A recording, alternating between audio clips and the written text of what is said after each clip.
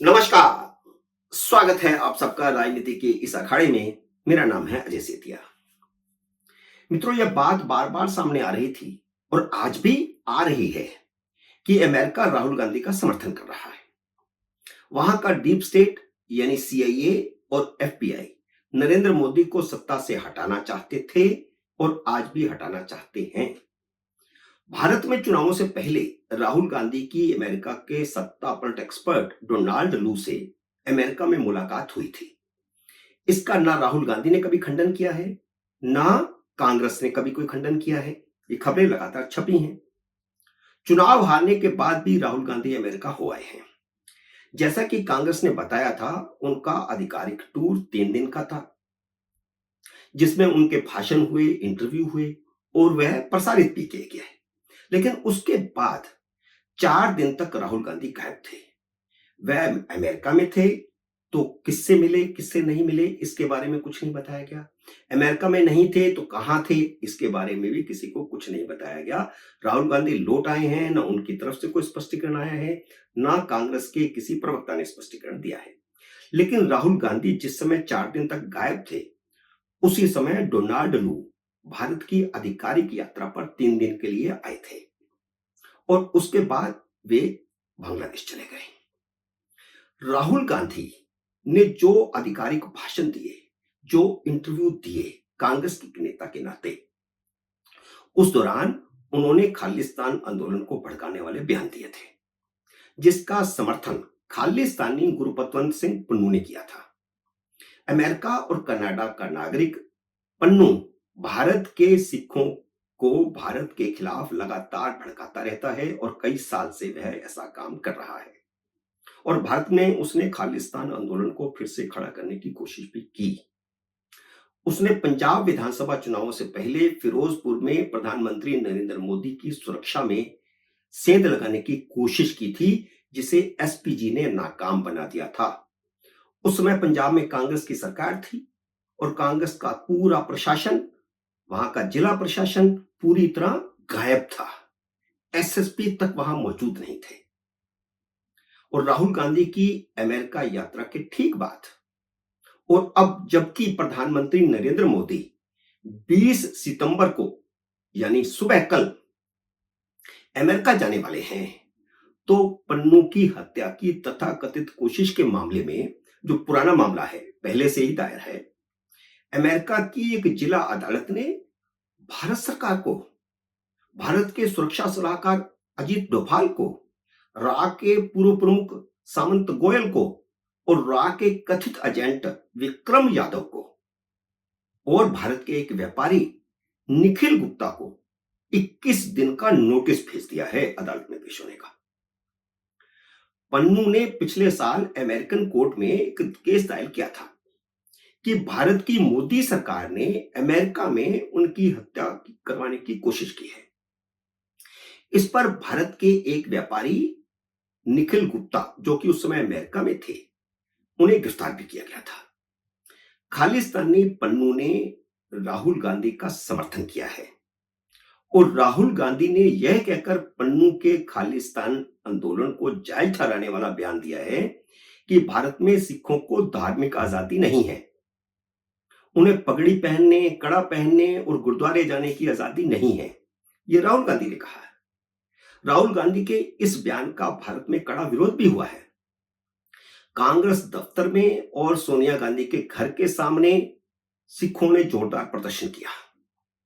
इस पर कुछ लोगों ने धमकी भी दी। उस पर कांग्रेस ने एफआईआर भी दर्ज करवाई है। जिस पन्नू को भारत ने 2020 में भगोड़ा घोषित कर दिया था, उस पन्नू ने दावा किया था कि उसके संगठन सिख फॉर जस्टिस ने अरविंद केजरीवाल को पहले दिल्ली में और बाद में पंजाब में चुनाव लड़ने के लिए 1 करोड़ 60 लाख डॉलर की फंडिंग की थी।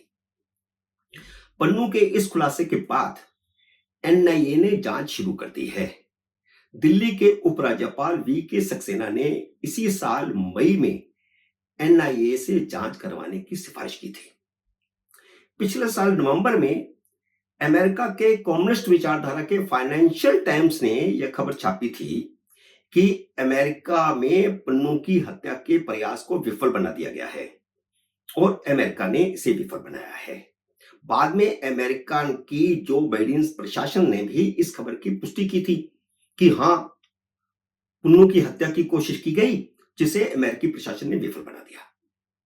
इसके बाद भारत और अमेरिका के संबंध तनावपूर्ण चले आ रहे हैं। भारत ने इसका जोरदार शब्दों में खंडन किया था कि उसकी तरफ से अमेरिका में पन्नू पर किसी तरह का कोई हमला किया गया है। असल में अमेरिका की डेमोक्रेटिक पार्टी को नरेंद्र मोदी फूटी आंख नहीं सुहाते और चुनावों से ठीक पहले की यह घटना है। इसलिए मोदी को हराने के लिए चुनावों के दौरान सोशल मीडिया से तरह तरह की झूठी अफवाहें फैलाने में विपक्ष की पूरी मदद की गई,